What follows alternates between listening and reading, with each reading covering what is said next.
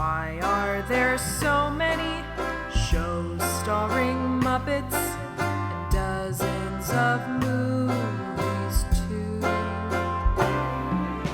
They said they'd watch everyone and they mean it. It's something that they've got to do. So now they pledge you a lifelong commitment. The Muppets, Matthew and Sam.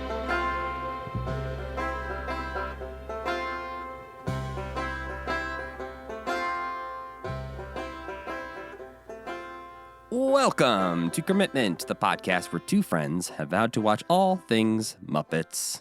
I'm Matthew Gatos. And I'm Sam Schultz. And this week we are checking back in on Sesame Street because we are in the fall of 1981 in our chronological order, and season 13 of Sesame Street premieres on November 23rd, 1981. Yeah, so, 13 seasons down of discussing Sesame Street, 40 to go. That's kind of disgusting that 1981 was 40-something years ago, because that means that 1987 was almost 40-something years ago. You mean the year we were born, meaning that we are approaching 40? Yeah, isn't that weird? Yeah, I had that thought where, we just turned 35, which is a certain sort of feeling when you turn 35. It's got a gravitas to it. Yeah, but then I had the the most thought... respected age. Because you could be president. We can. I mean, we're not going to be. We're not qualified in any way, but legally allowed to be. Uh-huh. But I did have this feeling the other day where I was thinking about something of a year or two away, whatever. Honestly, I was probably thinking about when we're going to finish talking about Fraggle Rock. And I was like, oh, I might be 37. 37 feels different. Yeah, so, that's true. Yeah. Well, 35 feels like the end of I can do anything. You go I don't know. I can host a Muppet podcast. That obviously we can do forever. What if we do it forever? What if we're old men? I mean, at a certain point, no one will. Same nursing home. At a certain point, people will stop listening, right? When they're just like, oh, these guys are just nuclear bombs fall. It'll be post-apocalyptic. We'll just have our microphones. Not even recording anymore. We're just talking into the void. We'll just be like in Fallout, when you walk into a room in Fallout and you open the door, it'll just be two skeletons with the microphones in front of them, and then it'll be a bunch of weird off-brand copyright infringement free Muppet posters all over the wall, and then there'll be a data pad that's we finally got to 1992 in our watching, and we're just about to discuss Elmo on the Rosie O'Donnell show. The mutants are at the door, but still we persist. We'll just be environmental storytelling at that point. Well, before we get into discussing Sesame Street this week, I actually am going to jump ahead a little bit in our conversation to discuss a specific thing that we watched this week, because it raised a lot of questions for me, Sam. We watched a compilation of the best of season 13 of Sesame Street, and within this is a clip of the Honkers, which are just, Muppets. Uh-huh. They have honky noses. They have horns for ears. You've seen the Honkers. Yeah. In this sketch, we learn that a baby honker is hatched from an egg. Yeah. Wait. Okay, continue. I had never considered that a non-bird Muppet could be hatched from an egg. I would have just assumed if they were born in any way, it would have been a human birth. But now we have definitive evidence. Maybe the only evidence. Maybe. That Muppets can hatch from eggs. I mean, this is the only evidence of how Muppets are born, even. True, and I think we can sort of categorize, the frogs, chickens, pigs, dogs in a category of, we know how those animals reproduce, so we probably have to assume that they would be born in a similar way to real dogs, chickens, pigs, and frogs. But counter argument to that, but finish your thought. But when we get to the more vague Muppets, say a Scooter, did Scooter come out of an egg? I mean, I think based on how science works, we have to assume now that all Muppets come out of eggs, because we've never seen anything else.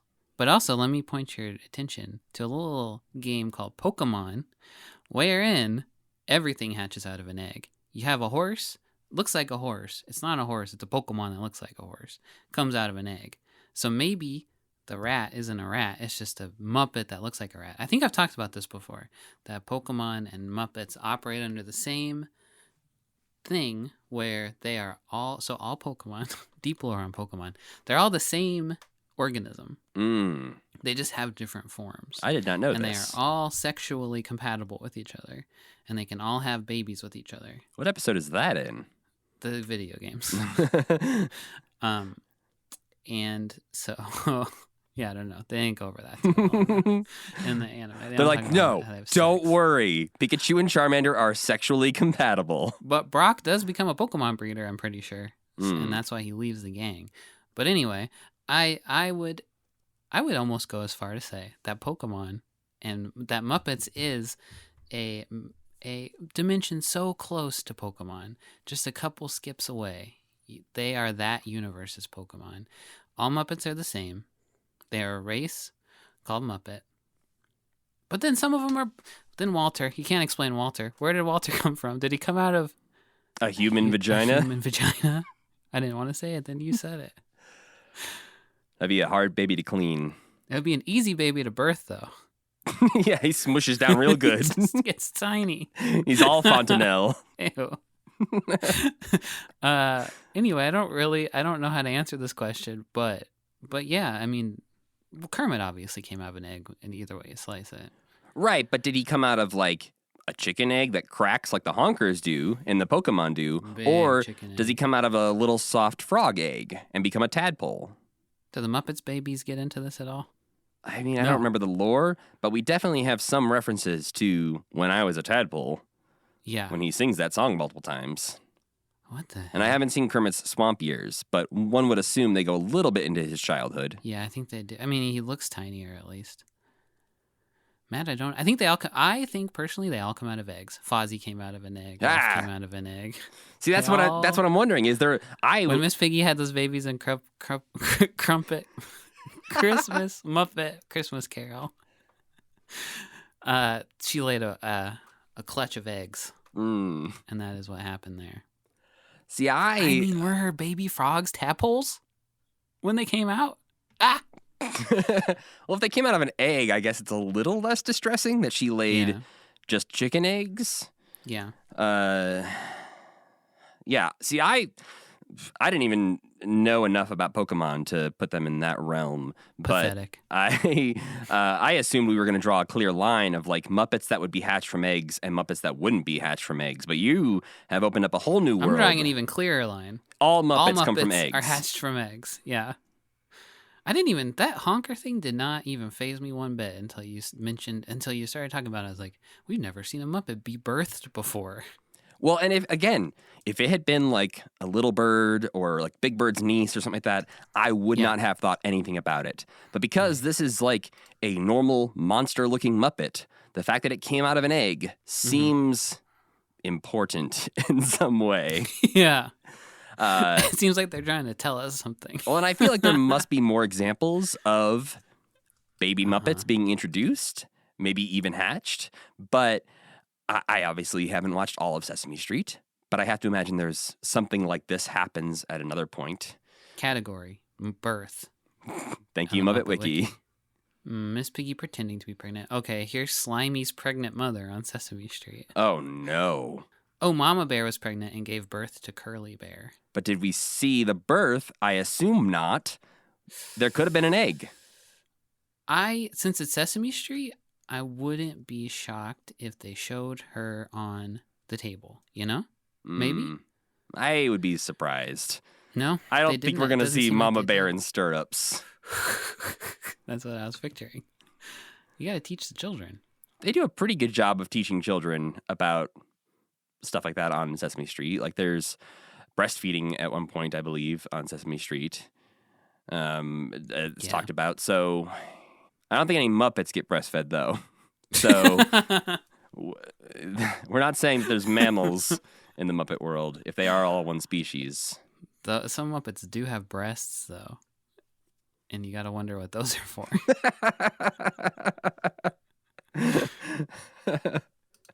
Well, brainstorming ideas for a fourth Muppet film to follow The Muppets Take Manhattan, Jim Henson and Jerry Jewell considered a proposal for a film where Miss Piggy was pregnant. Henson dismissed the concept, calling it a little too specific and explicit. I like that idea of it. This is too specific. Yeah. We can't get into that. I can't think that hard about Miss Piggy having sex. So that's pretty much, I think, if we were to ever time travel and have Jim Henson on this podcast, all of these random weird questions we keep asking ourselves, he would go, that's too specific. I'm not answering that. Move on, please. Move on. Yeah.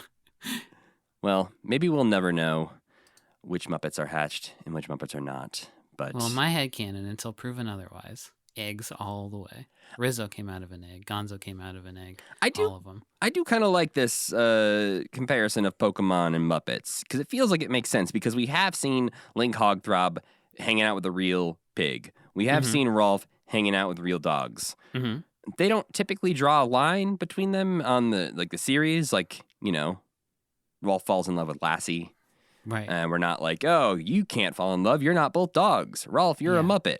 But if a horse-looking Pokemon was running around with a horse, you'd be like, 2 horses, look at them go. Are there animals in Pokemon? Matt, you don't even want to get started down that road. Just a simple yes or no would be great. In the anime, there are, yes. And in the games, they are mentioned in weird ways, like cat-like Pokemon. So then you have to be like, where's a cat? How do they know what a cat is, and where are all the cats? So there's even some fan theories that's like Pokemon were in the Thing, and they took over all the real animals, and that they are left, but then humans have this sense memory.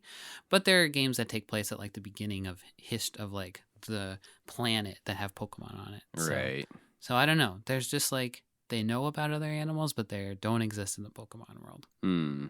Well, maybe we'll get to the bottom of this at some point in our watchings, but it's not going to be today, I don't think.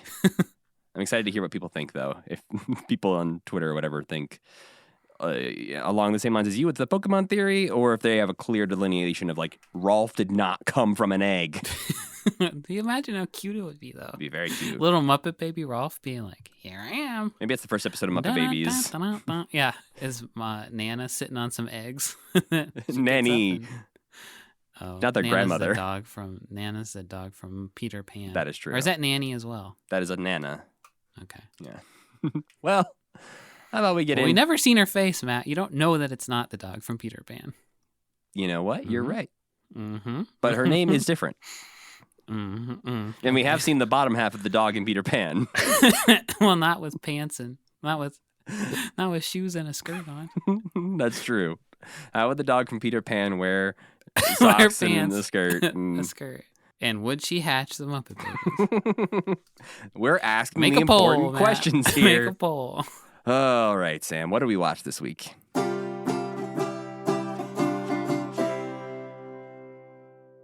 First up, Matthew, we watched a whole episode of Sesame Street from season 13.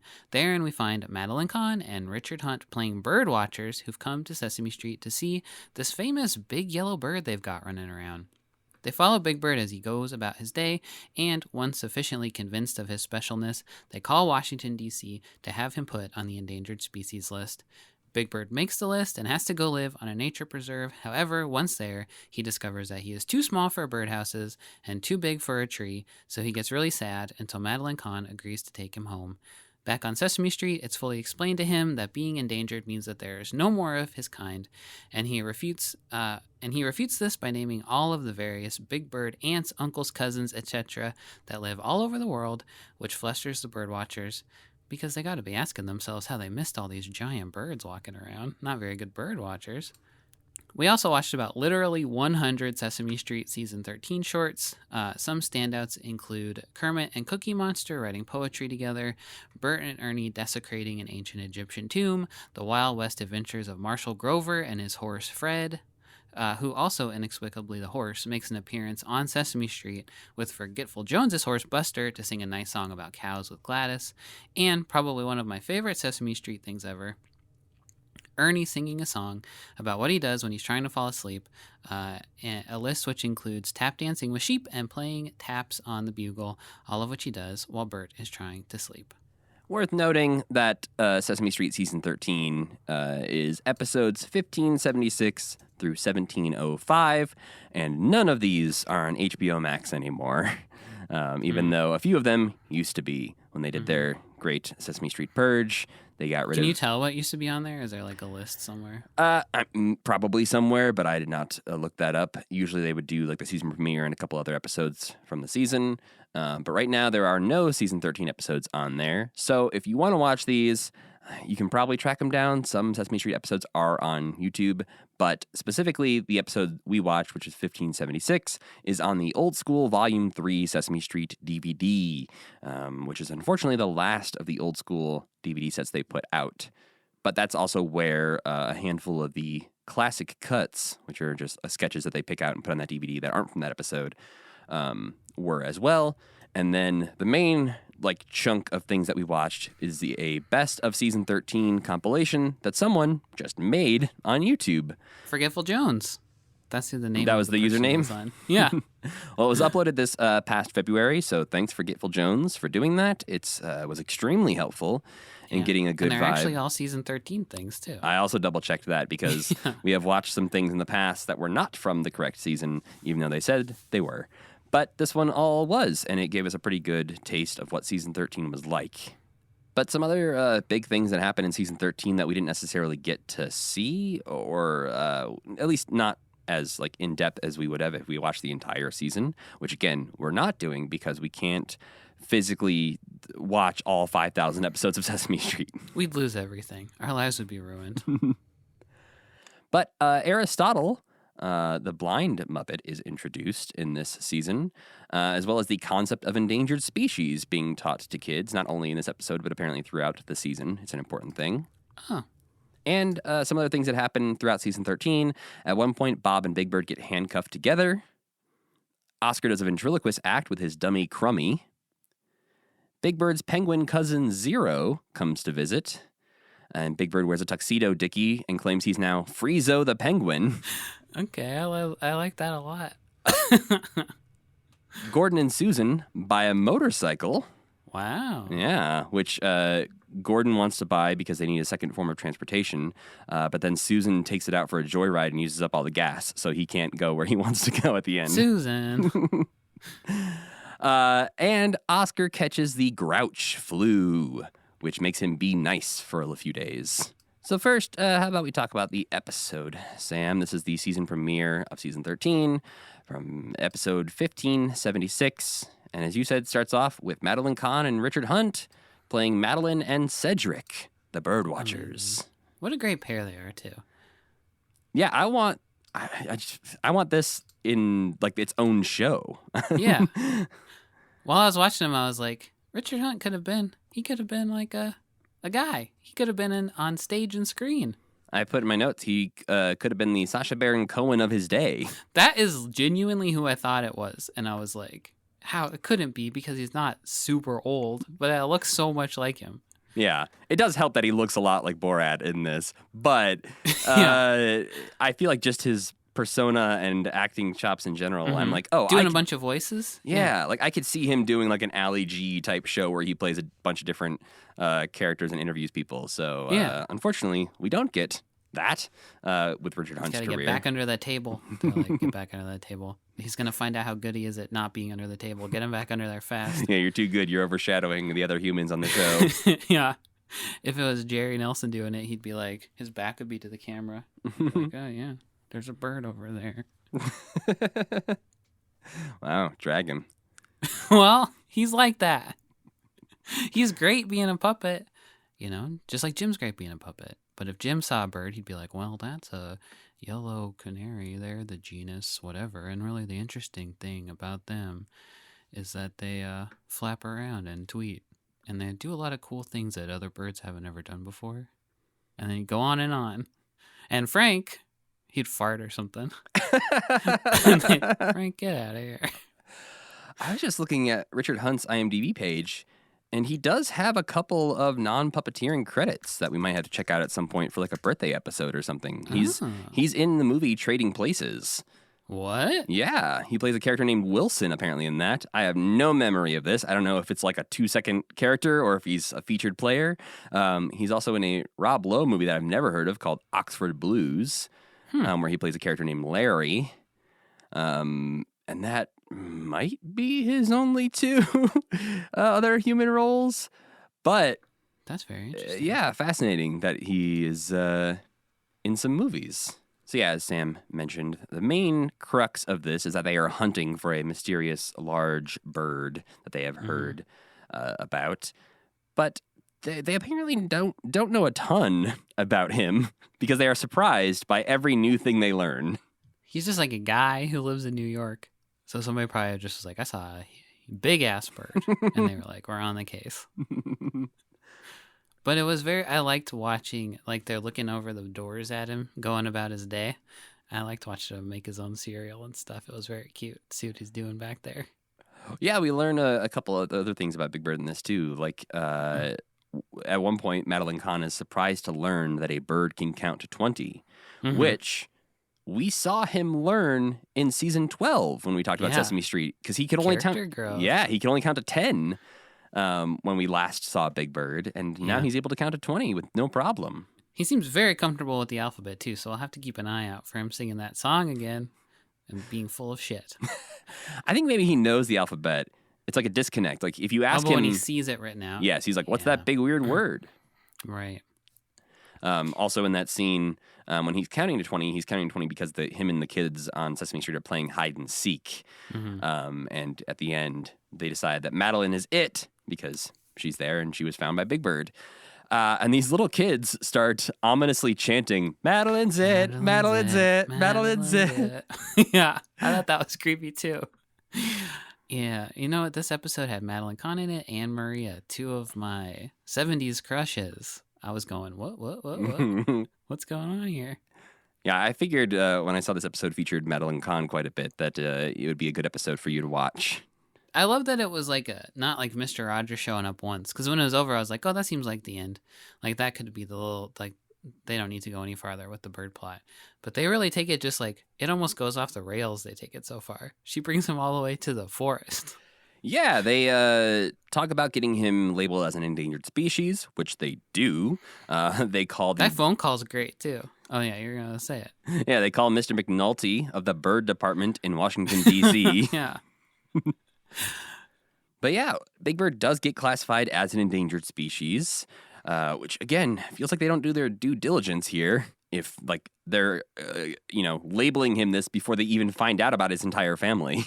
They didn't ask him a lot of questions, but I guess generally you don't get to ask birds a lot of questions. You find a bird, he can do the alphabet. You kind of gotta hedge your bets in that situation. And I love how all the adults in the background are just like, "That's great, Big Bird." And Big Bird's so pumped to be on the endangered species list, and she's like, "You gotta go live in the woods." He's like, "When you're an endangered species, there's just some things you gotta do." He's so plucky in this one. I did at this point, this is like the point in the episode where I was feeling like we don't get enough Richard Hunt. Like we get a lot of Madeline Kahn, which is great. Yeah, I'm very happy for the amount of Madeline Kahn. But like Richard Hunt just disappears from most of the episode. Yeah. He says he sees a parrot in the Fix-It shop. Is that like a reference to a parrot? There is a parrot on Sesame Street, right? Yeah, we talked about that parrot once before that we saw, and we were like, who the hell's that guy? And I kind of assumed that parrot was going to pop up. Or like a character voiced by Richard Hunt would show up to make it like give him a reason to be there in the first place, but no. Poco Loco was the parrot that we had seen once before, who we were like, what is this cool looking parrot? What's he doing? And he was apparently still around in season 13, so he could have been the parrot that they were talking about, and he wasn't a Richard Hunt character, so we could have seen him, but alas, no parrot is seen, and Richard Hunt also goes away. Yeah. For most of it. He comes back. But then, as Sam said, they do take it even further than you might expect because they go to the Windy Hill Bird Sanctuary where Madeline Kahn starts to show Big Bird his new home. It's interesting to me how Big Bird is like, traditionally I feel like he'd be so cowardly to leave Sesame Street, but he's so excited to go live with other birds. It's kind of a little sad almost. Yeah, I think this is sort of the... a very clear example of the naive personality of Big Bird because he is all excited to go and has no idea what it actually means to be going. He goes to pick out one house, which is quite large, kind of looks like a doghouse, honestly. But he learns that a very cranky toucan lives there, so he can't live in that one. Very realistic toucan as well. Yeah, like not a very Muppety toucan, just kind of like a real toucan. Yeah. And then Big Bird climbs a tree and falls. Yeah, kind of scary. A little concerning for him.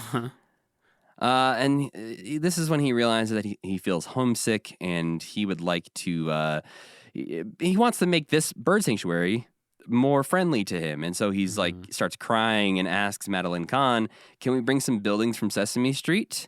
And then Mr. Hooper's store, and then Mr. Hooper, and the rest of the humans, and a large city? Can we bring all these things to the bird sanctuary, please? And some old doors. Which, you know, his house really is made out of a lot of doors. Yeah, he just needs 2 buildings on either side and some old doors to block it off. And this is thankfully when Madeline Kahn realizes, like, oh, you don't really want to live here. I guess we should probably take you back to Sesame Street. Bird, buddy. And then at the end of the episode, they do bring Big Bird back. They place an endangered species label on his old door that blocks off his house. And this is when they learn that he's got a whole family of big birds, that he's not actually that rare. And his Uncle Slim from Wyoming is visiting in this episode. Oh, yeah, this part was so weird.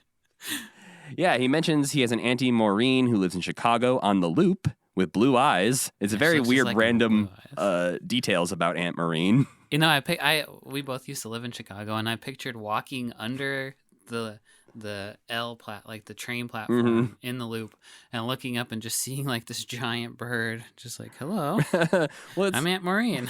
Well, you always see like all the pigeons hanging out on the train platforms up there, so maybe she just be amongst them. Yeah, just sitting up there like dangling her feet. It's like, hello. But then he has got a cousin Floyd who lives in LA, who's purple and a surfer. I wanted to see Floyd. That's the one I wanted to see. And then Uncle Slim, the cowbird from Wyoming, who is in New York right now. And we see Uncle Slim walk out of Hooper's with a mustache and a vest and a tiny little cowboy hat. And I was... But it's from so far away. I was really hoping he was going to talk, too. And we get to hear like a southern Big Bird. Every Muppet performer does a southern accent. Why couldn't he just be like, hey there, Big Bird, how's it going? Hey, nephew. Yeah. What a missed opportunity. I'm going to go over here now. Yeah. It was weird that he was so far away, and it was very weird he didn't talk, and Big Bird's just like, hey, Uncle Slim, what's going on? And then he just waves and is like, yeah, what the fuck? Even weirder, this is Uncle Slim's only appearance ever. That's too bad. So we will never get to learn the mysteries of the psyche of Uncle Slim. Or we'll leave it to the imagination to fill in the details. Yeah. Maybe he doesn't even have a southern accent. He's from Wyoming, so I guess he wouldn't. So he wouldn't. Yeah. But in TV, he would definitely have a southern accent. Yes. In real life, he'd sound exactly like I do. He would just be like, hello. I'm Uncle Slim. I'm from the general Montana-ish area, and this is what I sound like. I'm from that area of the map that you would have trouble filling in. We also skipped a part where Madeline Kahn and Big Bird sing a song together. Well, Madeline Kahn sings the song like with her kind of opera-ish thing that she does. And we learn that Big Bird tweets like a normal bird. Did you catch that? I did not. When he's singing with the Canary Brothers. Yeah. You know? And when it's the bird's turn to sing, he is like trilling his little beak as well and tweeting along with them. Maybe that's like his version of whistling. Yeah, could be. Could be. I like that part because the birds kept hitting her in the head. Yeah, somebody's just up there in the rafters just like dipping those up and down. Yeah, this episode felt much more unhinged than a lot of the Sesame Street episodes we've watched. Like, they went a little bit more like adult with it and not like in a nasty way, but just like in a parents are going to stop and watch Madeline Kahn. We better make this one actually a little bit funny. Well, and I feel like even, I think we got lucky with this one because a lot of Sesame Street episodes, when you look up their plot on Muppet Wiki, it'll say that like the main plot of this one is the Count gets into exercise.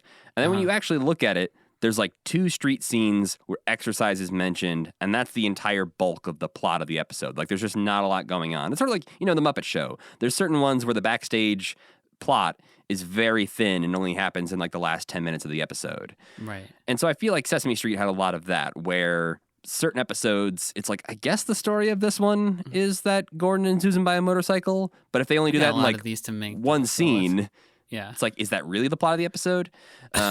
Whereas this one, we get the plot throughout the entire episode. It pops up. They have like 6 different street scenes with Madeline and Richard Hunt versus other episodes. Muppet Wiki has this nice little feature where you can click the button that filters by street scenes. And so it'll just show you the stuff basically made for that episode versus all the cartoons and other things that aren't on the street. And some of them you'll go and it'll have like 2 or 3 street scenes in the entire episode versus this one has 6, which is more than average. She gets the R2D2 C3PO treatment, on equal footing as those two in star power. If not even more, I feel like she even gets more screen time than they do. Yes, for sure. She's got some more personality than R2D2 and C3PO. Although imagine if Madeline Kahn had fallen in love with a fire hydrant. That plot that's twist. easy to imagine. She and R2D2 would make a great couple. Well, was there anything else in this episode that really jumped out at you, Sam? I liked Camp Want to Go Home with Grover. I thought that was a fun little role for Grover to play. Yeah, he's a camp counselor who's trying to identify the parts of the tree and just keeps getting them wrong. But his campers know all the right answers. I got to admit, when the doodle bugs popped up, I was like, no way. But then they kind of got me at the end when they're like, we got to use the door. They're stuck in a room, and they're like, we got to use the door to get out. And they ripped the door off the hinges and use it to bash a wall down, and that made me laugh. Is a little... So, the twiddle bugs, first of all. Well, whatever. I didn't like this one as much because we don't get the context like we have in the past of them being like small, like in a windowsill box or something like that. Right. These could just be normal Muppet-sized Muppets in this context. Like, we don't get anything where they show them smaller. And so I kind of should always have that like postage stamp on the wall that's like, this is the scale we're talking about, folks. Yeah, in this, they're just in a plain brownish room. Yeah. I watched the saxophone one more closely this time. I liked the saxophone. Yeah, I was hoping. Kicked ass. It was great. I was watching that one again, and for those that don't know, previously we had seen there's a saxophone, like how they make saxophones thing from a saxophone factory, and all of the sounds in the sketch are like made from a saxophone. It's like half sound effect, half saxophone, like jazz solo. Right. Basically. And I loved it previously. Sam was lukewarm on it, and he's now coming around. This time it was badass. I liked it. We also get some 2-headed monsters. Speaking of, brass instruments, one is wanting to play the trumpet, and the other one just wants to sleep.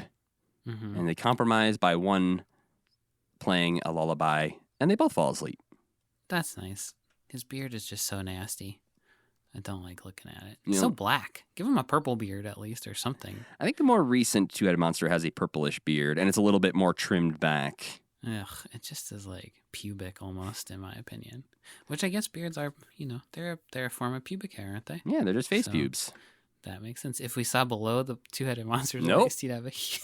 Okay.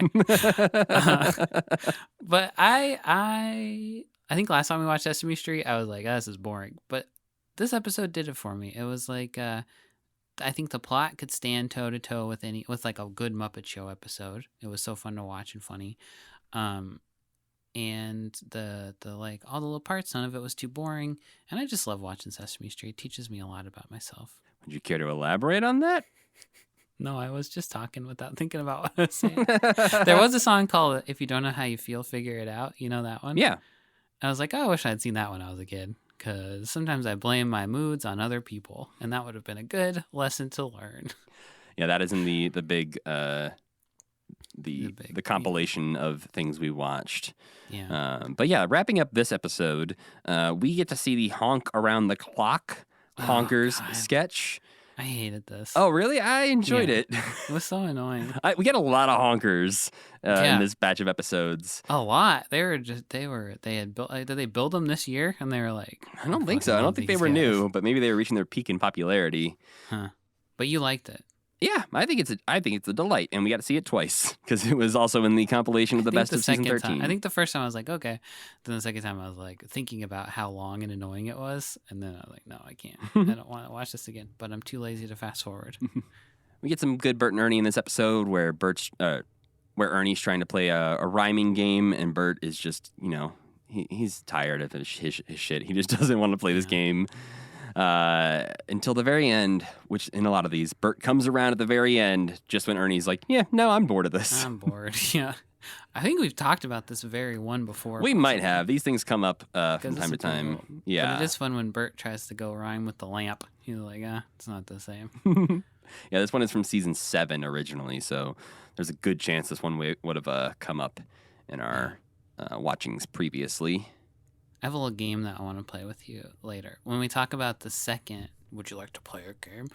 When we talk about the second Bert and Ernie, when they're trying to go to sleep, that one. Gotcha. So stay tuned for that, folks. It's going to be a big one. I just assumed that wasn't in the episode. No, I'm keeping it in now.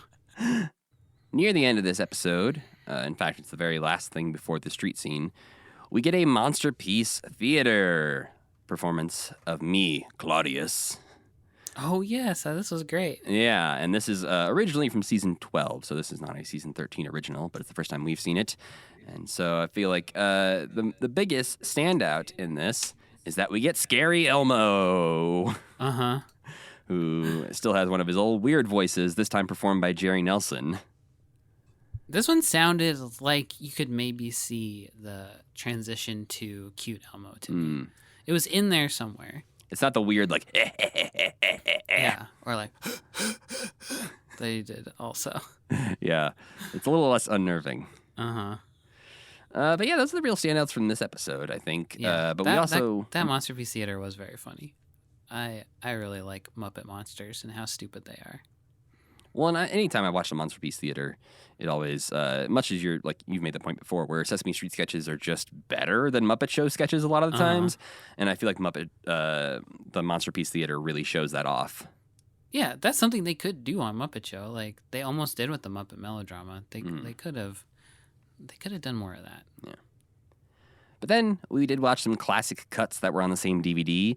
The first one is a nice little introduction to Aristotle, who is reading Braille. Sounds a lot like Scooter, because he's performed by Richard Hunt, and it's just like a slight alteration of Richard Hunt's voice, so it's a very... Just Scooter. Yeah, it sounds a lot like Scooter. But he's teaching Big Bird about Braille. Had you heard of this Muppet before? No, I did not know anything about Aristotle until starting to research for this. But I thought it was really interesting. He only sticks around for a couple seasons. But I don't know. I feel like this would be a great introduction for kids to learn about Braille. Because Big Bird is the perfect balance to that, of coming in just like, how do you read? Yeah, I liked that. I really liked the setup to that, where Big Bird is like being a jerk but doesn't realize it at all that he's being a jerk, and just like setting you up to, I don't know, to recognize that you should ask questions better than that, I guess. Be more emotionally aware. Even though they don't really like go through with that, but he is kind of like... I feel like it's the version of that would happen in 1981 and not surprise me. Where it's like, it feels better than what we maybe would have guessed they would do back in 1981. I did like, there's a moment where Big Bird's trying to read the Braille and is just like, bump, bump, bump, bump, bump. Yeah. But I do like that they don't they don't like other Aristotle in that. Like they make him the smarter than Big Bird character who is like, yeah, you should really, catch up and learn what Braille is, dude. Like I can read books. So yeah, I really like the way they presented that. Some of the other classic cuts were pretty basic. One was just like a rainy day song about like, why do we need rain? I didn't even watch that one. Wow. Didn't have a Muppet in it. That's true. I guess technically you've still fulfilled your commitment. Yeah. There was a song called Snowflakes that Bob is singing about snowflakes being different. This one's fun. Yeah, it kind of feels... Bob's just like, I wrote a new song. You want to hear it? Snowflakes, snowflakes. But like, to no one really in particular. He's just like walking down the street just like, time for Bob to sing his song. Yeah. It's great. Bob is just like such a character. I love him. Then we get the Proud to Be a Cow segment, where some horses put on some cow horns to sing with Gladys, and Richard Hunt really gets to shine singing this really well-written song. Yeah. Just proud to be a cow. I think Gladys is one of my favorite Muppets. Gladys There's just is something about her. great. She's so great. It's like a fully unhinged Richard Hunt character Yeah. who is like in the box of is a cow. So there's certain limitations on what Gladys does and is. But within that box, Richard Hunt is stretching his wings a lot. Yeah, and I like the way that other people interact with her where they're like, you're a cow. How are you doing this? I also really liked in this that the two horses retain their personalities from their sketches. So like they call them Fred and Buster, which is Grover's horse Fred and Forgetful Jones's horse Buster. I thought that was like, they didn't even need to do that. She didn't need to talk to them like she knew these horses, but she just is like, hey Fred, hey Buster, what's going on? Yeah, no, it is surprising that it wouldn't just be hello generic horse number 2. Hey, 2 horses, yeah. And then we get to the final classic clip on the DVD, which is from the season finale of season 13, which is Dance Myself to Sleep, where Ernie can't sleep, so he dances, keeping Bert awake, dancing with sheep and playing a bugle. And singing a beautiful song, and I thought this was extremely funny. There's one part of puppeteering in it that I thought was so great when Ernie is when Ernie's dancing around and he goes off the screen for a second and he comes back up with the armful of the dancing sheep. You know what I'm talking about? Mm-hmm. Yeah. It was just like so small but so impressive.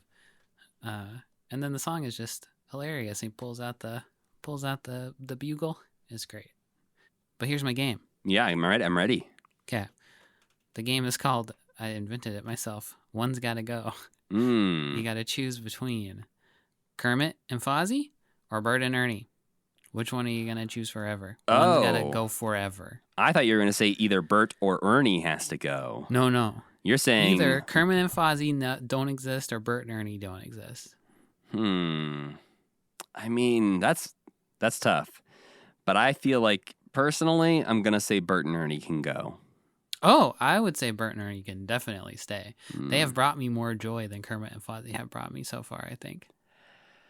I think some of these Bert and Ernie things are great, especially some of the other ones we watched. And I think Ernie is one of Jim's best characters. Mm-hmm. That is a different voice that we don't always get from Jim.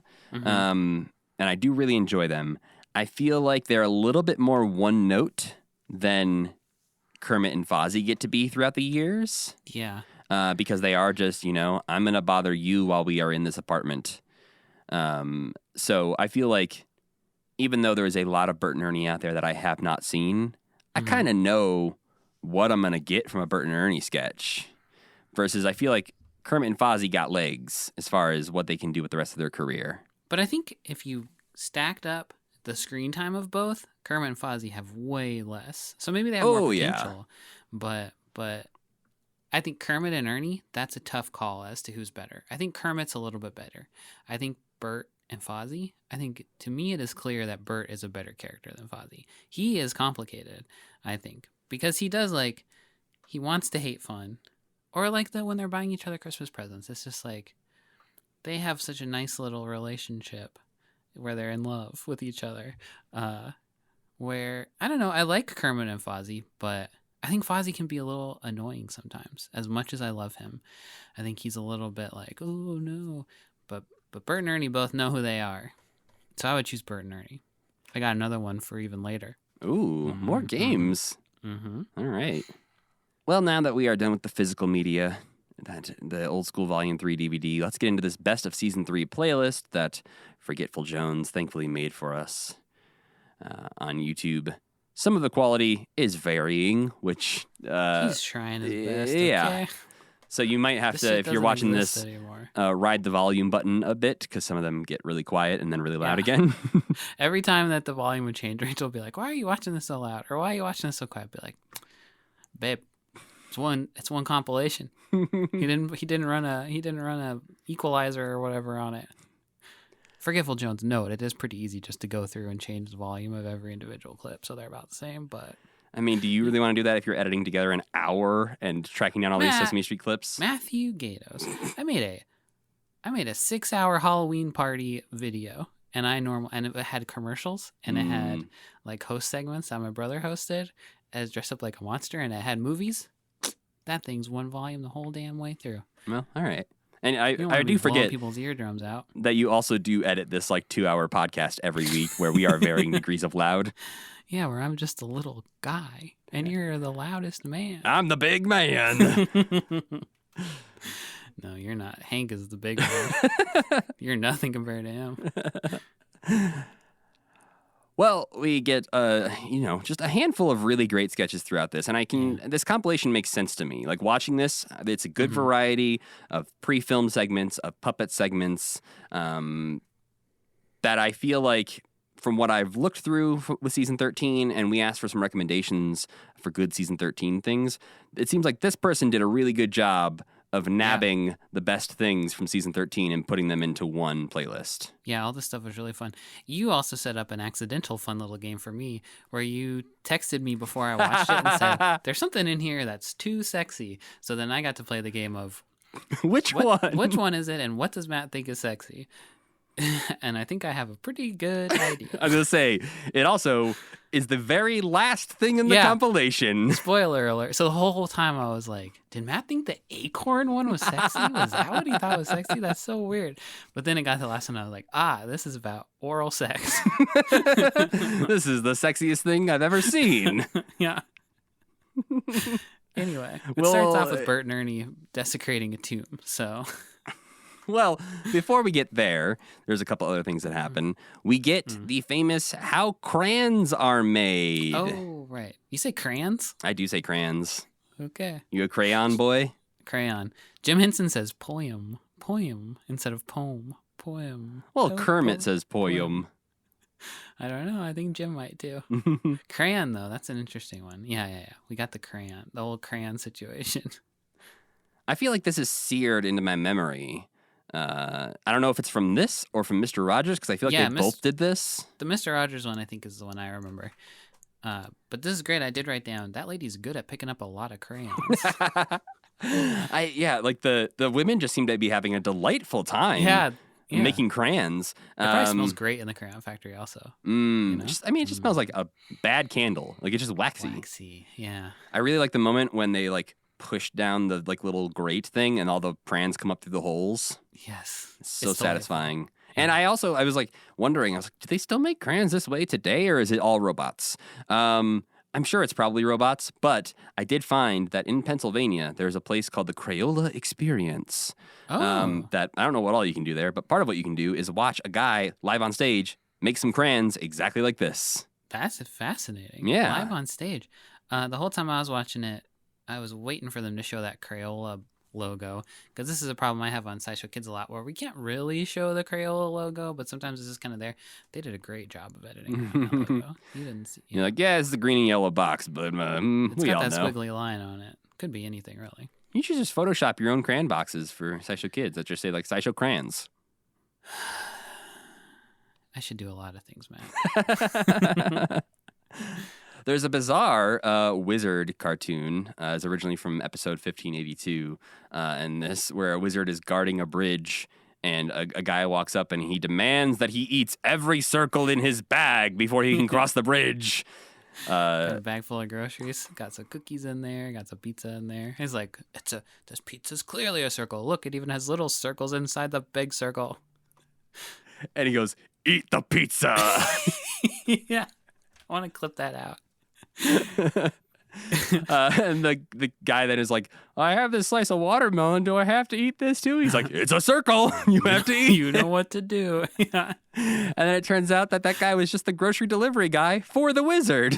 Doh. He didn't even want to cross the bridge. He's just a DoorDash guy. Wizard. It's like a DoorDash guy comes to your door and you're like, "You want to come in this house? You got to eat all that food." And it's like, And I'm going to watch you do it. but only the circle ones.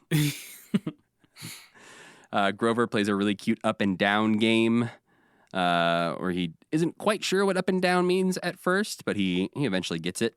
Yeah, it is fun because partway through he's like, I knew there was a game here. And you can hear Frank being like, I don't know what I'm doing. Yeah, I like these these improvisation segments with the kids a lot because you can really tell that they were just winging it they had a goal in mind, but you have to just kind of hope for the best. Yeah. Obviously, we have the famous ones like the Kermit singing the ABCs and the little girl yelling Cookie Monster at him, Yeah. or the John ones with Harry Monster. Right. But I think the only thing that's come close to this, I feel like in recent memory, is the Muppet Memories shorts things they put on Disney Plus a while back, because like those feel like actual improv between Muppet performer and kid. And I don't even think they do this kind of thing on Sesame Street anymore. I feel like the kids are very much more like actors and trained when I've seen them on Sesame Street. Someone can correct me if I'm wrong. I don't know how recently they've stopped doing this, but I don't feel like I've seen this in a long time. Then we got the baby honker being hatched, which we already touched. Which we, excruciating detail. We talked about that at length. And then it is the clip from episode 1621 of Bert and Ernie in an Egyptian pyramid. Ernie is scared. Bert is excited. And they run into statues that look exactly like them. They look cool. Yeah. I really like these ancient Egyptian Bert and Ernies that we get to see here. Yeah. They got style. I didn't think this was particularly great. The end. I thought it was fine. I thought I had more to say about it, but I don't. Yeah, it's again somewhat predictable, as a lot of Bert and Ernie things are, where, the statues come alive, but only Ernie is the one seeing them at this point. And at the very end, then Bert does see them move and they run away. Get scared. But it does seem like it takes a long time. Yes, but we get distressed Ernie, which I think is a great Jim voice. Yeah. Where he's just like crying out for like, Bert, Bert. It's like almost a Link Hogthrob voice a little bit, but not quite. And to make himself braver and feel safer, Ernie starts to sing Rubber Ducky. And then the Ernie statue joins in. Yeah. And it's fun to see Bert having fun too. In his element. Yes, he's in a boring old cave. This is the nerdy shit that Bert's really into. Yeah. And we get some more good Jim and Frank in this compilation, because we get to see Cookie Monster and Kermit hanging out, which is something that, if you would have asked me, I would have assumed died out in the early seasons of Sesame Street. Yeah, I was surprised. This is when I started looking it up and being like, this has got to be old, right? It feels old, and it feels like something that, again, they would have scaled back Kermit maybe at this point, because he's quite famous elsewhere. But no, you could get Jim in for a day probably, though, to just do some stuff. I am very curious about the filming schedule of Sesame Street, and I haven't been able to find a ton of details about it, and Jim doesn't write about it in his journal very often. But I'm just curious how much they would film each season for Sesame Street, and was that just like a 2-week period that Jim and Frank would be like, all right, we're in New York for 2 weeks. Here's all the Sesame Streets for the next year. Or was it more sporadic than that? If anyone out there is listening and has more information on that, please send it our way, because I have no idea. And obviously it's confusing because they reuse a lot of the older Bert and Ernie things throughout the years, but clearly they're still filming stuff for new seasons at this point. Yeah, it's interesting that Richard Hunt is like that Richard and Jerry are still like in on it, and all of those performers are still doing that, which I would like to know if that's like an afterthought to them, or if they loved, like if that was equal to the Muppet Show and how much they love doing it. I feel like that would be funner to do, to just go like goof around, but I don't know. I'd like to know more about that too. Well, and I think that's actually almost more how Sesame Street is done these days. Like I feel like some of the, like you don't see every puppet in every episode, and so there's times where it's like, all right, well, Big Bird's maybe not in this one, so Matt Vogel doesn't need to be here for 2 weeks or whatever. We're going to film a bunch of episodes without him. And it feels like maybe with this, it was, and I'm sure there's more information about this in the Street Gang book. I just haven't read it in a while, so I kind of forget. But it does feel like Richard and Jerry were there more often. Specifically Jerry, who's, he's got the Count to play. Right. But who knows? It's the production headache of Sesame Street does not seem like something I would want to take on. Yeah. But yeah, this poem is quite cute, and Cookie Monster keeps trying to do a poem not about cookies, as Kermit has requested. And Kermit, he is the annoying, interrupting one. I really like that. Yeah, it's a nice twist. And at one point, after he interrupts, Cookie turns to him and goes, "You want to do this?" Yeah. Because every time Cookie makes a rhyme, Kermit's like, that was a great rhyme. Terrific. Yeah, we don't. This is like a Bert and Ernie energy, but from Kermit and Cookie, which is something that I feel like we haven't seen before. Yeah, they're such a fun duo, and I like at the end when Cookie's just like, he says, "Oh, me going to say it," and he just like a nasty little freak. He can't stop. can't help but say Cookie. And then it turns out the shoes were full of cookies the whole time. The galoshes he brought on. You can't trust Cookie Monster. No, this is great. I put 10 out of 10 on it. But this is where my second game comes in. This game is called Only One Can Stay. Oh no, this sounds similar to your previous game. Kermit and Fozzie, Kermit and Piggy, Kermit and Cookie, or Kermit and Grover. Ooh. Which duo are you going to pick? The rest disappear. That's interesting. I think That's all I've ever wanted to hear from you. I think to me it's more about like what I've seen the most of. And so if I was like forced right now to choose, I would want to keep Kermit and Cookie because I've seen less of It's that. tough. Yeah. And I don't know what to expect from it as much. Versus the like Kermit Piggy, Kermit Fozzie, Kermit Grover. I kind of know what I'm going to get from those. Yeah. And so, like, Grover's going to be the annoying one to Kermit, trying to sell him stuff or whatever. And then Piggy wants to bone Kermit. And Fozzie is sad that he's not a good comedian. Like, I know those dynamics pretty well. And they're best friends. Yes. Or twin brothers. And the Cookie Kermit one is something I'm more unfamiliar with. So if I had to choose right now that I only get to watch one of these duos from here on out, I would choose Cookie and Kermit. I don't know how many of those are out there in the world, but I would rather see more of them right now. Okay. How about you? I think, I'm going to go through this like Sherlock Holmes, eliminate all of the suspects. So I think Kermit and Piggy bring out the worst in each other. They're gone. Kermit and Grover, I think, is fascinating. And I like Kermit and Grover, but I think Kermit and Grover works better because you see Kermit, because it's Kermit out of his element. And if Kermit was never out of his element, then, like, if he only was a duo with Grover and he wasn't like a star and like on the Muppet Show otherwise, and then just like being annoyed by this little pipsqueak, I don't think it would read as well. So I'm eliminating them too. Kermit and Cookie are so funny, and Kermit and Fozzie are, name a more iconic duo really than Kermit and Fozzie. But I think I gotta pick Kermit and Fozzie because I just like their camaraderie, and I don't know. I like Kermit, who's like, there, we can all do it, guys. But I really liked annoying Kermit too, so it's a tough choice. But I think Kermit and Fozzie I like a little bit better. All right. I think it's worth noting there are only, according to Muppet Wiki, 27 Cookie Monster and Kermit sketches. Oh. And this is one of the later ones that they do.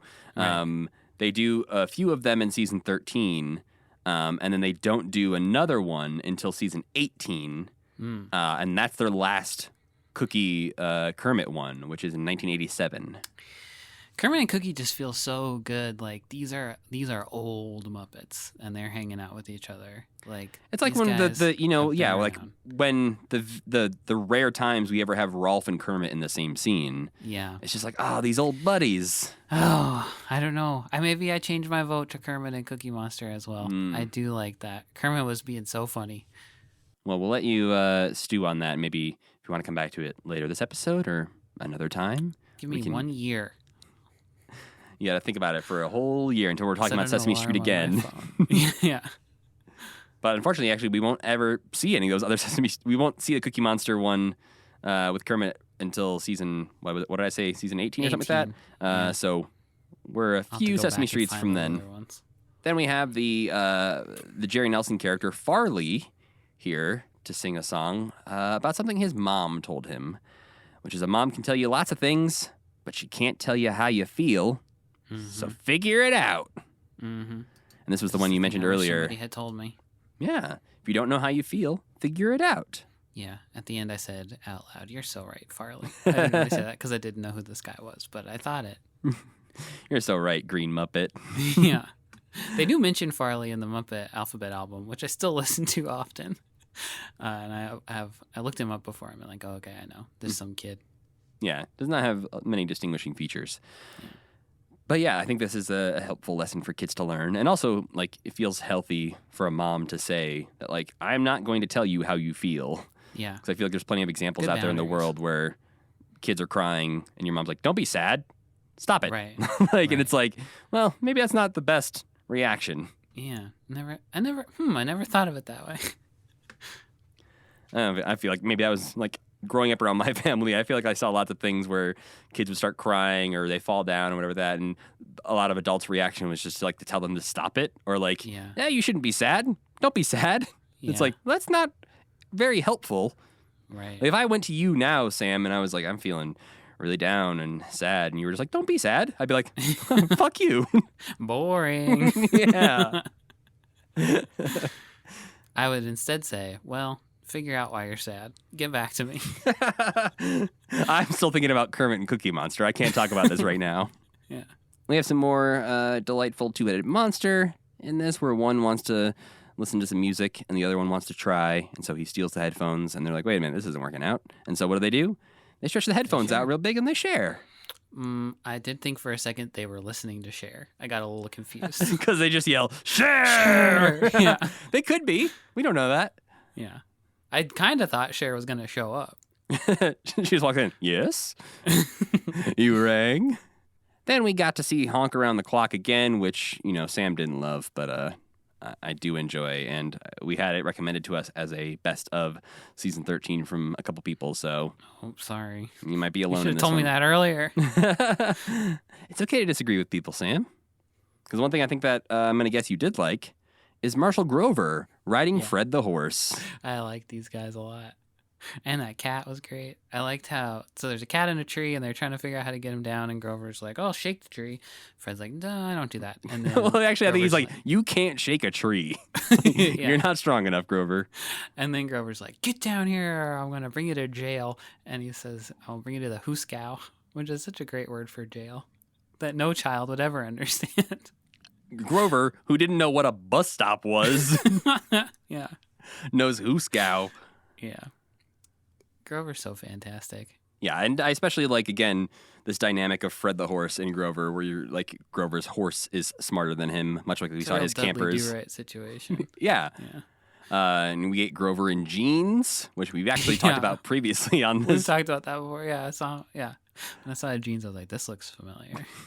I know those jeans. You can't ride a horse with your bare balls against the saddle. I'll get ground right off. And this segment ends with Grover starts to climb the tree to go get the cat. And we get an adorable image of Grover climbing that tree in the best way a puppet really can. Yeah. And while he's climbing up, the cat starts to climb down the opposite side at the exact same time. And so in the end, Grover is the one stuck in the tree. And the horse and the cat and the horse are friends. Mm-hmm. And then we get the Harry Belafonte number you mentioned earlier, where it's Harry Belafonte and the Count singing Coconut Counting Man. This is what I thought you were going to say was one of the most delightful things we've ever seen. This is also they very delightful. Just look like they're having such a great time trapped on that island together. Yeah, they're going to eventually, one is going to have to eat the other. But they are on a After very... they get through their 30 coconuts, it's time to eat the Count. Well, but he could keep eating Harry's blood for a while, I'd imagine. Oh, there's also a couple birds there. They could eat those birds. Oh, they eat the birds first. So maybe they could keep attracting some birds to the island and they could live on birds for a while. But they are on just like this very cute desert island out in the middle of nowhere singing about coconuts and counting. Yeah. And at the end, the Count gives Harry a coconut and he's like, thank you, Count, I love it. And then he hugs the coconut. Yeah, Harry Belafonte is one of those people who, obviously, when we saw him on The Muppet Show, seems to have a great time with Muppets, and it's just verified Muppets. here. Yeah. They do. Yeah, they genuinely seem like they're very good friends. Mm-hmm. And we get a Barber song where a Jerry Nelson character is singing, and it's like a Cousin It looking Muppet goes to a barber and just slowly gets his hair trimmed back. Yeah, I really liked this. I really like, because he's singing about how he can suddenly now like see his feet and his stomach and all these things that he hasn't been able to see before. Yeah. And at one point he says, I saw my neck, and I said, neck, you're so big and wide.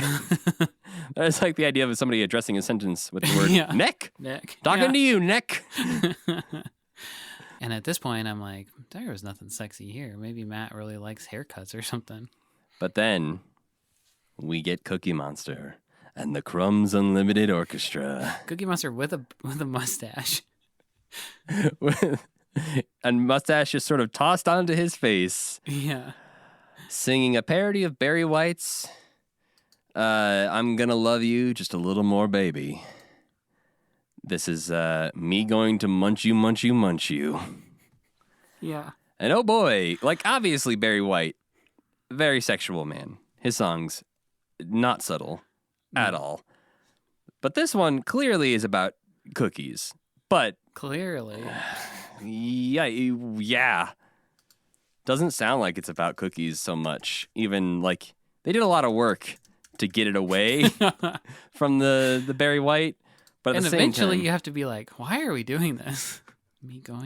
Just me going to munch you, munch you, munch you being the name of the song. Just take a step back. Talk to some people outside of the writer's room. I never thought I would say the words Cookie Monster and sexy in the same sentence. Yeah. But he's just being too dang sexy. Really getting an insight into how much he likes cookies. An alarming amount, I would say. They released an album in 2018 called C is for Cookie. And this is on there. So even a few years ago, they were still like, yeah, this one's a banger. We got to put that one out there back in the universe. It's just anytime, like, I do not begrudge them for this. I think it's very funny that sometimes the Muppets will team up with somebody who's like extremely inappropriate for children. Uh-huh. And like do a parody of one of their songs in like a Kids Bop fashion, where I'm just like, who is this for? And like sometimes it's clearly for like the parents to enjoy that, like, oh yeah, like, you know, oh, Maroon 5's on Sesame Street, great. This one is one where I'm like, is Barry White really the one that we want to? Yeah, Barry White's not even there, first of all. If he was there, maybe it would even make a little bit more sense. Yeah. It's 1981. It's too late for this. And Cookie Monster's talking about going down on a cookie. I mean, that's your interpretation of it. That's what he's saying. He's not like, you know, directly saying that. I think if these pleasuring lyrics the were cookie sung Yeah. by Barry White, Yeah. that's what it would Going sound to like. want you. Sure. That's what it sounds like. That is not what it is, because he's Cookie Monster. He, you know, he's not going down on anybody. But that's what the lyrics are implying. Yeah, just a bizarre choice for Sesame Street, I think. And also a weird one to end the compilation on, because you are just like left with your own thoughts after the end Yeah. of that, where it's The just screen goes black and you're just looking at yourself. Like, oh, what you did I see the just reflection of your face just confused. It's like, I guess I watched that now. It is also really good, though. Oh, and yeah, it's very great. funny. And Cookie Monster's playing a big drum. He's dressed up beautifully. Crumbs Unlimited is a really funny name for a band. Oh, yeah, because Barry White's band was Love Unlimited. Yeah. But yeah, no, good job, Cookie Monster. Just left me feeling weird after this compilation. Yeah, confused. There's often times we feel confused after. There was the one Muppet Show thing where those creatures looked like vaginas. That was confusing. There have been many times where Miss Piggy has left me feeling confused. And now, Cookie Monster, welcome to the club. So what were your thoughts, Sam, on what we have seen of season 13 of Sesame Street? I'm back on board. I think last time I didn't like it as much, and this time there was more core Muppet performers and the skits were funny. I think we just maybe didn't watch a wide enough swath of stuff last time. But this time, I enjoyed myself the whole way through.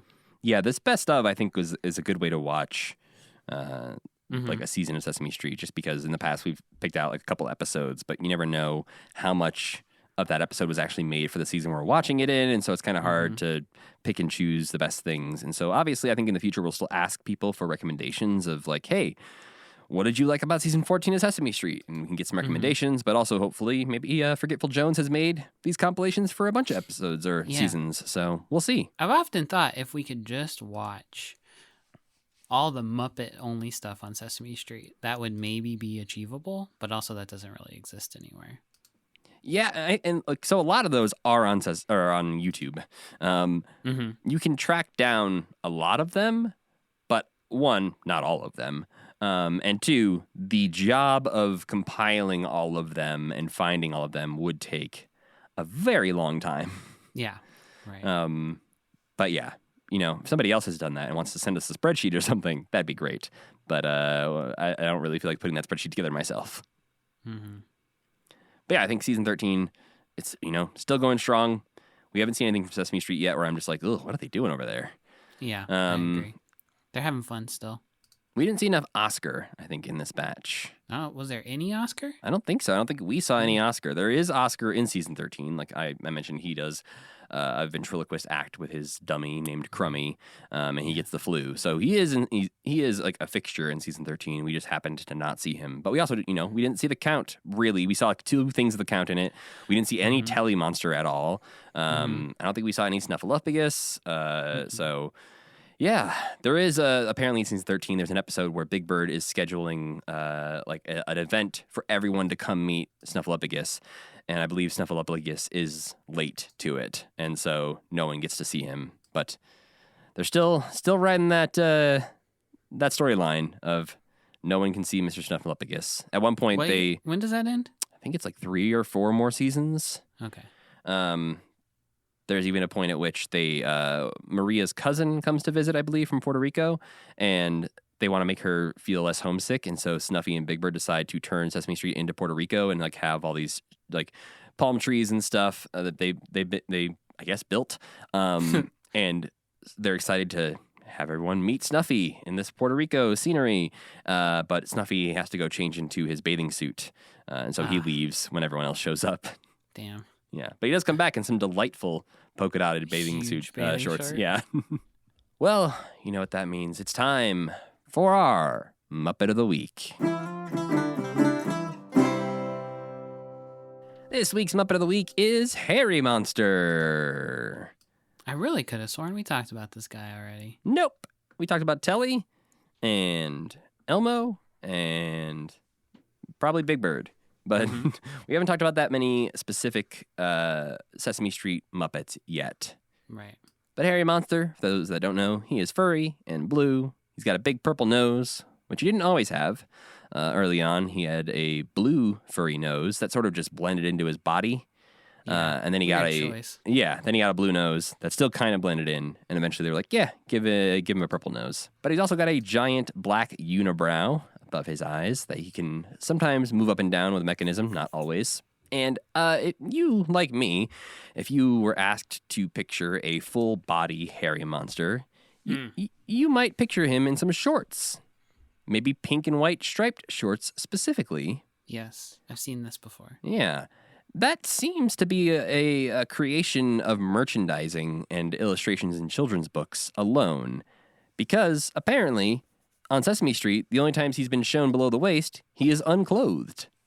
Yeah, I feel like he shouldn't wear pants when nobody else is. I wonder if it was just a decision where they were like, you know what, this dude needs maybe some clothes. He's a little too human-sized or something. We should put some pants on him. And they decided at some point that he was going to wear these white and pink striped pants. But again, never actually on Sesame Street, apparently. Maybe he just looks too much like Cookie Monster if he doesn't got pants on. They have to make sure kids know the difference between the two. Yeah. Another character trait of Harry Monster is that he's also been apparently shown to be a barber in certain merchandise and illustrations, where he is wearing a barber's coat and everything, and owns a barber shop. And there's a toy because part of Harry Monster's thing is that he's very strong. And there's a toy from back in the 70s, I believe, where he's driving a car. And basically this series was a bunch of Sesame Street characters with different themed cars. And his is a gym mobile where he just has a big 500-pound weight in the back of his car. Right. Strong guy. He's like their Beauregard, but better. He debuted in 1970 in season 2 of Sesame Street. Muppet Wiki says that this might have been a replacement for Beautiful Day Monster, who was there in the early days of Sesame Street, that they sort of needed another blue monster, but I don't know if he was a direct replacement. And as far as performers go for Harry Monster, like a lot of Muppets, before they find their way, they are sporadically performed by other performers. And so early on, Jim Henson, Carol Spinney, and Richard Hunt all took a spin at doing some Harry Monster sketches. But Jerry Nelson was the man who settled in to be Harry Monster's main performer from 1970 to 2003. Wow. Yeah. And that was in season 34. It was the last time that Jerry Nelson performed Harry Monster. Around this time, Harry Monster was also just not doing as much on the show. He just wasn't a main character that much anymore. And so he was, like, those later years, getting closer to 2003, he was in the background of scenes, but maybe wasn't, like, doing as much as he used to do. It's worth noting that Jerry Nelson apparently modeled Harry's voice after Jimmy Durante, who I believe is the... Cha-cha-cha-cha-cha. I thought Jimmy Durante was the You Dirty Rat guy. Is that somebody else? We're not that old. You dirty rat. To me, that was James Cagney. Oh, same man. Jimmy Durante is a comedian, and he goes ha cha cha cha cha cha cha. Oh, all right. Well, then, yeah. Both Simpsons they've both been on The Simpsons, you know. So, Yeah, that's the thing is, like, I just know those old men as being referenced on other things. I have no firsthand knowledge of either of them. So yeah. And to me, also, You Dirty Rat is from the Ninja Turtles movie. that's the thing is, like, I only know people doing Cagney impressions. I don't actually know anything about that. Yeah. Well, yes. Apparently, it's Someday that other everything guy. we love and hold dear will only be known through impressions of it in other media. So, you know. After Jerry Nelson stopped doing Harry Monster, there was a one-off where Marty Robinson, who is Snuffleupagus and Telly, picked up the mantle for one performance where he silently puppeteered him in 2010. Then in 2013, Harry Monster got to speak for the first time since 2003. He had popped up here and there as a silent role in the background, but again, for 10 years he did not speak. So in 2013, Tyler Bunch performed him. Tyler Bunch, famously of the Thog-gina description. Okay, right. Yeah, you remember the man who said the word Thog-gina once? Yeah, I do now that you mention it. I don't know how I ever forgot. And then, since 2017, Peter Linz has been the main performer of Harry Monster. He was cast, apparently, in 2015 to take over the role, but his first public performance was in 2017. And Peter Linz, for those that don't know, he is Ernie, and he is Walter, and he's Joe the Legal Weasel, and a bunch of other people. Harry Monster is confirmed to have a grandmother, a mother, a father, an uncle, a little sister named Flossie, a niece named Manda Monster, and a sister Harriet, who works for the U.S. Post Office. Oh, cool. He has a twin brother named Jerry, and Jerry is just the Harry puppet with glasses and a hat. Voiced by Jerry Nelson also? Yes, and never seen on screen at the same time as Harry. All right. So they really did just take that puppet and slap a hat and glasses on it and say, this is a different guy. And then a few more little fun facts about Harry. Most recently, I guess, I mean, he's probably on Sesame Street recently, but most notably, a character change for him is that he was the bass player for the house band, Mama Bear and the Monsters, in season 1 of the Not Too Late show with Elmo. Is that still on HBO? So I think it might be getting pulled because of the HBO Max stuff. Right. But I also don't know. But I know that they did a second season that was a little different than the first season, but I don't know that it's ever coming back. So I'm not up to date on my Not Too Late with Elmo knowledge. And one of the more notable things about Harry Monster is that he is known for taking care of different dolls throughout the years. Most famously, he has a monster doll named Hercules, who he takes care of and is like featured in a lot of merchandise. But this is a trait that you can look up. There's a whole category about this on Muppet Wiki, where through the years, we get a very like paternal instinct vibe from Harry, where he is seen playing with dolls, but not in just like a, hey, this is my toy doll, but like treating them almost like real babies. This is my little guy that he is taking care of. And it seems like a very sweet trait of his that I had seen, I think, Harry Monster with Hercules in different things, but I didn't realize it was the thing that had like gone back all the way to the 70s of him taking care of dolls. And yeah, I think Harry Monster is one of those where as a kid, for some reason, I didn't like him. I think I sort of like put him off to the side as sort of like these other Muppets that I didn't care about that much. Like I liked the Bert and the Ernies and the Elmos and the Big Birds, and I was like, oh yeah, that guy. And I also don't think I realized as a kid how big a part of Sesame Street he was. I thought he was a little bit more of like an anything Muppet who kind of showed up from time to time. I didn't realize he was actually like a character on the show that regularly. Right. But what were your feelings on Harry Monster? I had the exact same vibe as you did. He just was like some guy who was there.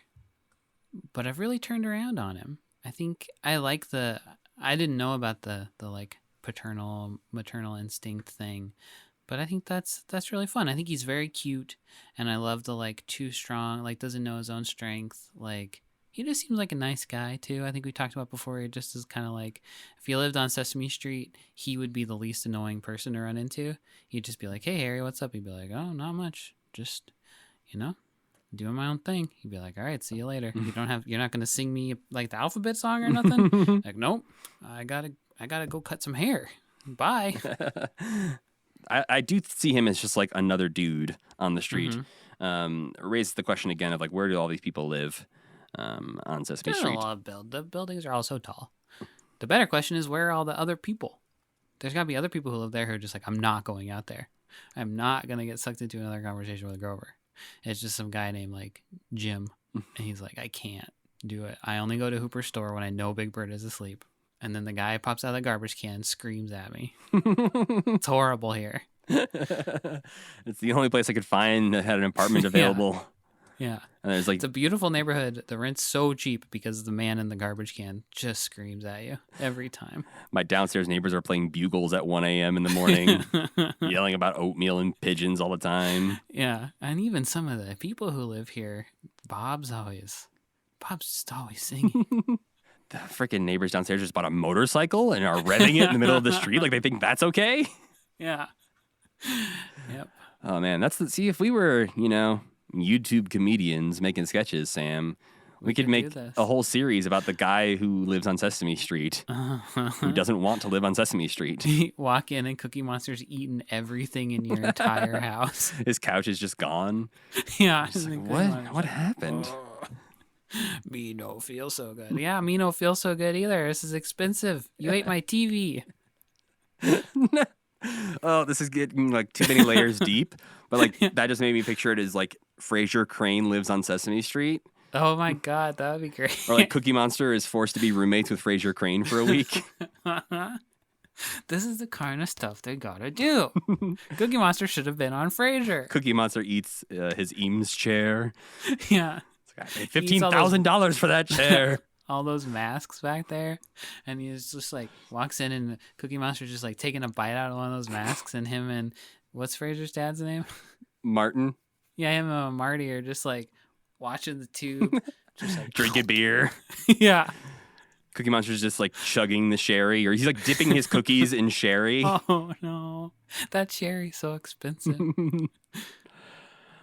Well, I think we found out what the Frasier reboot needs to be that they're doing on Paramount Plus.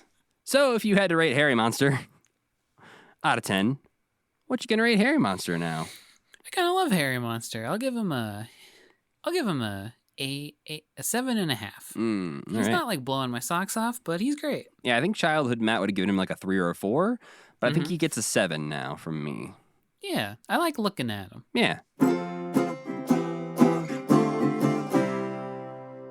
So, Sam, I already know the answer to this, but what non-Muppet thing did you get to enjoy this week? The Roku original movie, Weird, the Weird Al story, as did Matt. Yeah, we both watched this last night, and I had a lot of fun. Yeah, it was very fun. It reminded me of when we were teens, and not to say that these movies held up well or anything, but there was a lot of movies like Anchorman and like the Ricky Bobby movie, whatever that one's called, the race car one. Talladega Nights. There were so many movies like that were so fun to watch that were just really stupid. And I think those movies still exist, but they're not as like culturally prominent anymore. But watching this, I was just like, this is like an elevated version of those stupid movies I watched when I was 15. Well, and most clearly, Walk Hard is the closest to this in the fictional biopic sort of world. I love Walk Hard. I gotta admit that. I think Walk Hard is a little bit better than Weird, but definitely scratches the same itch. I think to me, the comedy of Weird does it for me a little bit more than the comedy of Walk Hard. Yeah. Just because I feel like the origin story of you cut your brother in half with a chainsaw is pretty good, though. Yes, it's very good. I think for me, what works better about Weird is that it's less reliant on you knowing what it's parodying. That's true. Walk Hard is a lot of Yeah. like, have you seen Ray? Have you seen Walk the Line? Have you seen That's this true. thing? It's a little bit like that Scary Movie-ish problem where it's like, if you didn't see this movie, you have no idea why this scene is happening. Like, if you haven't seen Walk the Line, him cutting his brother in half with a chainsaw doesn't make quite as much sense. Whereas you don't really need to see anything else to understand and enjoy Weird. But to know the general concept of Weird Al, I think. you maybe need to have seen The Doors. That part was like, this is from something, because there's a part where he goes on a rant on stage. Then by the end, when they're like playing the Doors riff, I was like, okay, I think this is when Jim Morrison was like talking about he was the Lizard King or something like that. Well, it's also specifically referencing the moment when Jim Morrison took his dick out on stage and got arrested. Okay. Because See, I'm not as familiar with stuff. Because Weird Al was like, "You want me to whip it out? I'm gonna whip it out," and he means his accordion, and he gets tackled by the police when he takes it out. Accordions are very, very reviled in this universe. Well, yeah, polka parties are the scourge of the world. Great. Yeah. But yeah, I think I don't want to say too much about this movie because I do feel like going in not knowing what to expect is the best way to watch this movie. Yeah. Yeah, I agree. There's one part I won't go into it too deeply, but there's a song that he parodies that they present as being not a parody, and it's just so confusing for such a long time. It's like, what are they talking about? There's a lot of moments throughout this movie where they like do something and you're like, wait, they're doing this now? This is where this movie's going. Okay. And like that's the real pivot point, I think, is the one you're talking about, is where like from then on you don't know what to expect from this movie in any way. Yeah. There's also a very good party scene where we get a ton of comedians. Oh my god, dressed in like the lowest rent Halloween costume versions of 80 celebrities. Not just 80 celebrities, though. It's like celebrities from all of time compiled into one pool party. Salvador Dali is there. Along with Andy Warhol, Alice Cooper, Gallagher, Tiny Tim, Pee Wee Herman. Yeah. But it's a lot of fun comedians. Conan O'Brien plays Andy Warhol. Yeah. Jack Black is Wolfman Jack. That part is very good. The whole thing is just like as silly as you want it to be. Yeah, and Daniel Craig is so freaking good in it. Nope.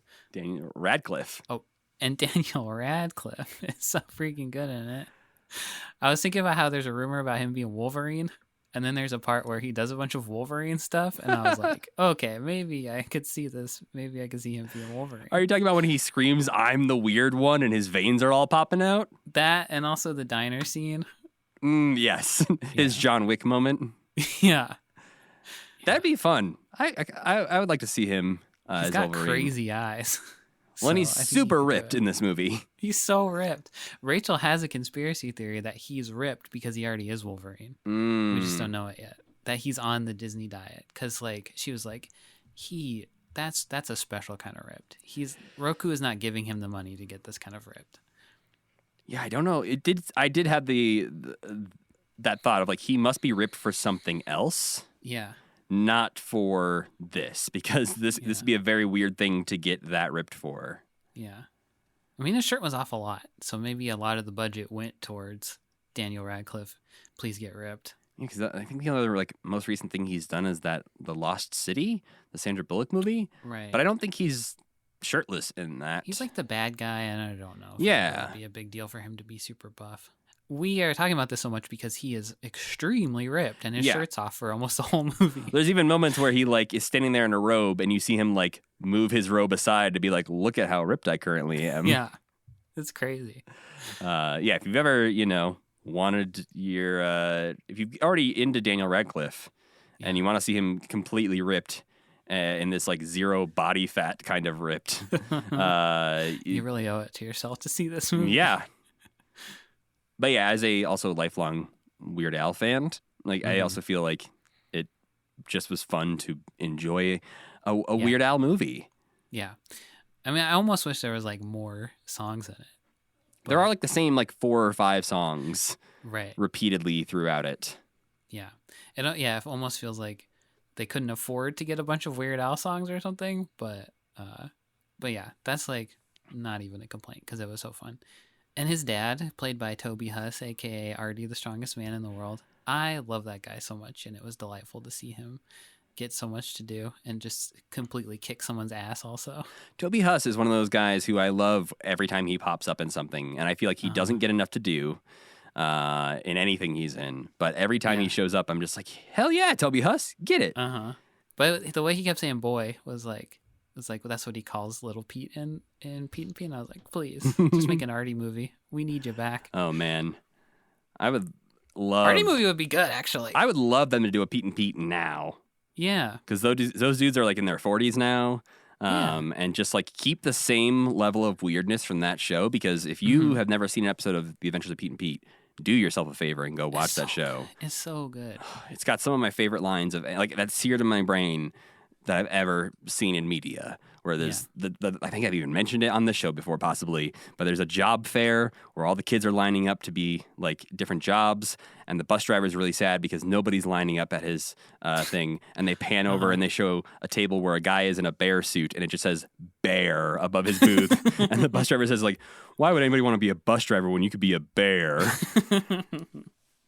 That's the season I haven't seen because that's when they didn't put on. That's DVD. the last season, yeah. The last season is truly unhinged, too. It goes like way, like the first seasons are weird. The last season was just like, fuck it, whatever. No one's going to stop us. But yeah, so go watch Pete and Pete and go watch Weird. That's our recommendations for the week. But before we go, we want to let you know what we'll be watching next time. And next week is an old school commitment grab bag episode because we're going to be wrapping up 1981 by watching and discussing a whole bunch of short, random, different things the Muppets did in the second half of 1981. And there's a bunch, so be sure to follow us on Twitter at CommitmentPod so you can see the full list and links to all these things because we are watching the 1981 Muppet Polaroid commercials. An appearance by Jim and Frank on The Today Show. An appearance by Frank Oz on the BBC radio show Desert Island Discs. An appearance by Kermit, Miss Piggy, Jim, and Frank on The Don Lane Show. Oscar the Grouch co-hosting the Toronto Santa Claus Parade. Big Bird performing with Crystal Gale on Country Top 20. The Muppets' appearance in the Macy's Thanksgiving Day Parade. This is a lot, Matt. It's all like 2 minutes long. Each of these things are like 2 minutes. Okay. Jim talking about Fraggle Rock on the CBC. And Oscar the Grouch showing up on Hee Haw. So yes, that does sound like a lot. The longest of them is Frank Oz on the radio show that's basically like a 40-minute podcast that you can listen to. That's what I'm most excited for, though. Yeah, we just get to hear Frank talking about his favorite media back in the early 80s. But the rest of those are all extremely brief. Actually, the Jim and Frank on the Today Show clips are the most annoying ones to track down and find because they basically all are cut apart and weirdly spread throughout this documentary that like MSNBC put out at a certain point about Jim Henson after he died, or I don't remember if it was before or after he died, but it was like later on in his career at least, called Time and Again, I believe it's called, and basically you have to like skim through that to find these clips from the Today Show. For Sam and I am going to cut those out and make its own little separate video we can watch, but thanks. Yeah, I'm gonna make it easier on us. For all you other chumps. I mean, I could try to upload it and see what happens if MSNBC comes for us, but I would just recommend finding that Time and Again special and finding the Today Show segments. They are all, when they pop up, they have like the date labeled on them, so you can see which ones are from 1981 and watch those. But yes, that's all the stuff we're gonna be watching. A lot of links. A lot of stuff, but again, most of it is just like a couple minutes long, so it'll be a scattered episode as we wrap up another year on Commitment. We need to thank our friend Tuna for making the music for this podcast and Cassie Wilson for singing our theme song. Don't forget to go to commitment.com to pick up a Commitment logo enamel pin or check out our Patreon page because, you know, if you become a patron, you can come hang out in our live streams that we do every month as well as hang out in our Discord where we have a lot of conversations about Muppets. And you can also email us at mail@commitment.com if you have any questions or links to secret Muppet things that we have mentioned we haven't been able to find, but maybe you are the keeper of the knowledge. and you have unlisted YouTube videos to send me, because that would be helpful. But you can follow this podcast on Twitter and Instagram at CommitmentPod, where that's where we tweet out, hey, this is what we're watching, and also Monster Muppets sometimes. And you can follow me on the internet at Matthew Gatos. And I'm Sam Schultz. And as always, keep believing. Keep pretending.